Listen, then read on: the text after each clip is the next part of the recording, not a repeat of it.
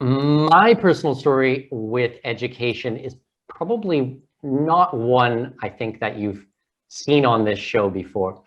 So when I was a child, I was actually diagnosed with a learning disability. I'm from Southwestern Ontario. And I was going through normal school. In grade 3, they diagnosed me with this learning disability. And the teacher, they took me out of school, took me out of class and brought me to a little room.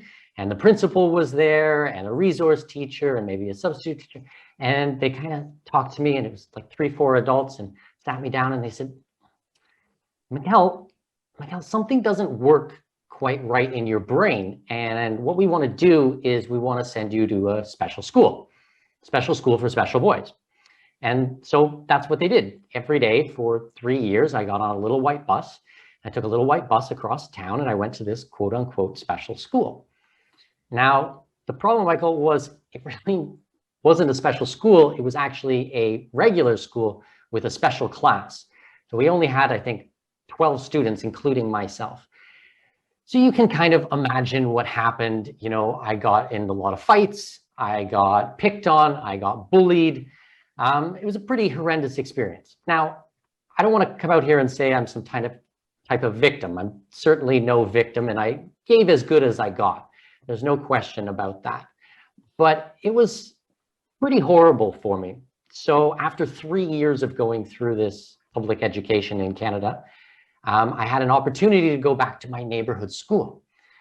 And I thought, wow, this is going to be so amazing. I mean, my friends, they're going to have missed me. Everyone's going to be wondering what happened to me. They're going to be so excited to see me.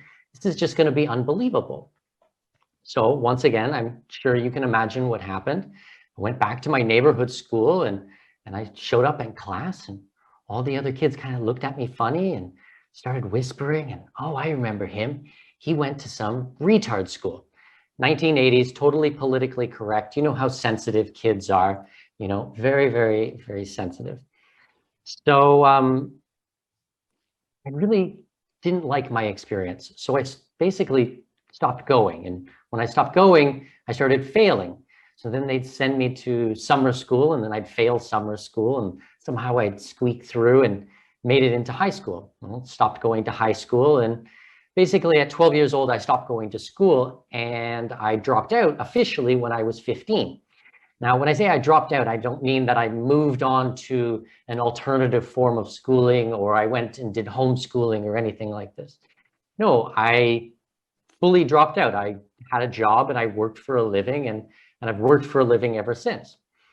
And a couple years after I had officially left school, I had an opportunity to start traveling. And I traveled internationally as a teenager. And it was so wild, you know, I had heard from my father growing up that travel was the greatest thing he ever did with his life.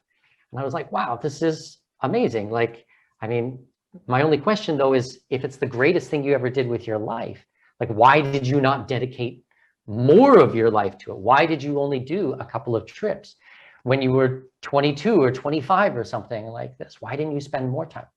Anyways, I started traveling internationally. I went through Europe and Ireland, England, and Wales for my first trip. And I thought, like, these are my people. These people who I'm meeting, this really speaks to me, and they're learning and they're doing things in completely different fashions than we ever did in Canada, where I grew up. So I started dedicating my life to this.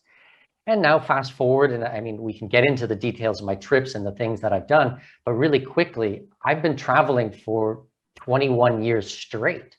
I've gone to more than 100 countries. I've lived in Brazil, where I am today, is actually my 9th country. We're getting our residency here. I've lived in the Middle East for 8 years. I lived in Singapore, in Australia, and New Zealand. I lived in the Arctic. I was 366 days in the Arctic. I've traveled all through Central and South America. I hitchhiked through Central and South America in 2003, 2004. You know, I mean, and I've done all these types of things as quote unquote a high school dropout. And now I'm an entrepreneur. I would like to think pretty successful and run a very good business, honestly and ethically, something that speaks to my values. And once again, we can get into any of these details. We can look at how I educate my daughter, because I would never put her in public education, knowing so much that I do about state-run schools, and lots of different alternatives.